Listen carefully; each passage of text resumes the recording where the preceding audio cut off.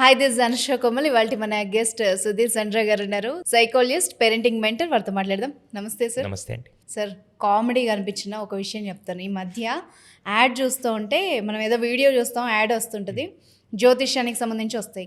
మీ పిల్లలు మాట వినట్లేదా, దీనికి కూడా మందులు ఉన్నాయి, లేకపోతే ఓ మంత్రం ఉంది అన్నట్టు చెప్తున్నారు. జనరల్గా కనెక్ట్ చేస్తే ప్రతి ఇంట్లో పేరెంట్ ఏమంటారంటే, మా పిల్లలు మాట వినట్లే, మాట వినడానికి ఏం చేయాలి? ఇది రెగ్యులర్ క్వైరీ వాళ్ళది.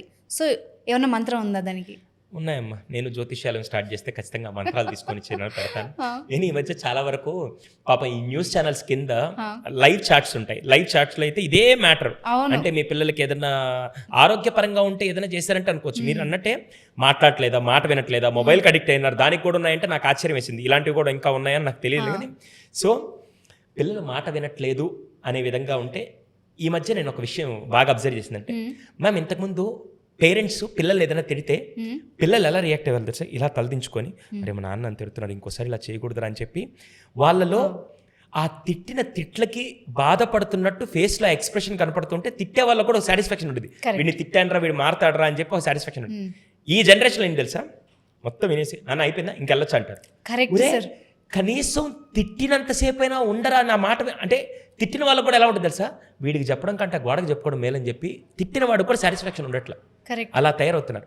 కానీ ఇక్కడ ప్రాబ్లం ఏంటి తెలుసా, మన వాళ్ళు పిల్లలు ఏదైనా తప్పు చేయగానే వెంటనే దాన్ని కరెక్ట్ చేయాలని తిట్టేస్తూ ఉంటారు, కరెక్ట్ చేయాలని చెప్తూ ఉంటారు. కానీ నేను ఒక విషయం అడుగుతాను, సంథింగ్ లైక్ ఇప్పుడు వాటర్ బాటిల్ ఉందండి. ఇప్పుడు నేను దీంట్లో కొన్ని వాటర్ ఇంకా కొద్ది గ్యాప్ ఉంది, నేను వాటర్ ఫిల్ చేయాలనుకున్నాను. ఇప్పుడు వాటర్ ఫిల్ చేయగలుగుతాను, క్యాప్ క్లోజ్ చేసి వాటర్ ఫిల్ చేయగలుగుతాను? చేయలేం. ఇప్పుడు నేనేం చేయగలుగుతాను? వాటర్ ఫిల్ చేయగలుగుతాను.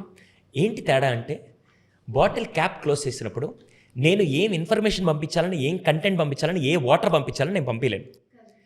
కానీ బాటిల్ క్యాప్ ఓపెన్ చేసినప్పుడు మాత్రం నేను ఎంత కావాలంటే అంత ఫిల్ చేసుకోవచ్చు.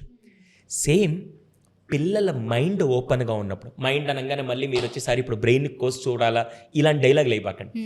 అంటే వాళ్ళు రిసీవింగ్కి రెడీగా ఉన్నప్పుడు, అంటే మంచి మూడ్లో. ఇప్పుడు ఎవరన్నా ఇంట్లో వాళ్ళతో మాట్లాడాలన్నా, మనం చిన్నప్పుడు మీకు బాగా గుర్తుంది, అమ్మని కానీ నాన్నని కానీ ఏదైనా అడగాలంటే వాళ్ళు సీరియస్గా ఉన్నప్పుడు ఎక్కువ అడుగుతామా, వాళ్ళు చాలా హ్యాపీ మూడ్లో ఉన్నప్పుడు వెళ్ళి అడుగుతామా? మూడు చూసి అడిగేవాళ్ళం. ఎలా తెలుసు మీకు? ఫేస్ మీద ఏమైనా రాసుకొని ఉన్నారా? హ్యాపీ మూడు, సాడ్ మూడు, కోపంగా ఉన్నా ఎలా తెలిసింది మీకు? వాళ్ళ ఎక్స్ప్రెషన్, వాళ్ళ వే ఆఫ్ బిహేవియర్ తో మీకు తెలుస్తుంది.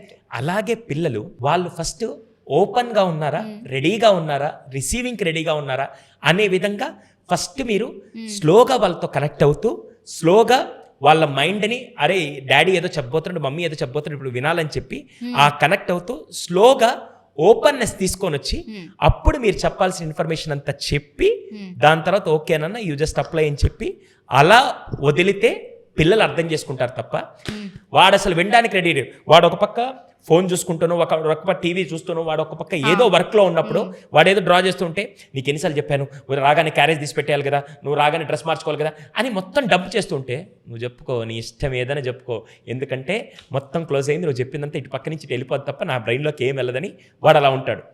తర్వాత మళ్ళీ పేరెంట్స్ వచ్చి ఇందాకే చెప్పాను కదా, ఎప్పుడు చెప్పాను కరెక్ట్ ఇది అంటారు. అవును. సో ఫస్ట్ స్లోగా ఇక్కడ ప్రాబ్లం ఏంటి తెలుసా, మనం first try to connect in the sense open చేయడానికి ట్రై చేయండి. ఓపెన్ అంటే మళ్ళీ బ్రెయిన్ కాదు, ముందే చెప్తాను.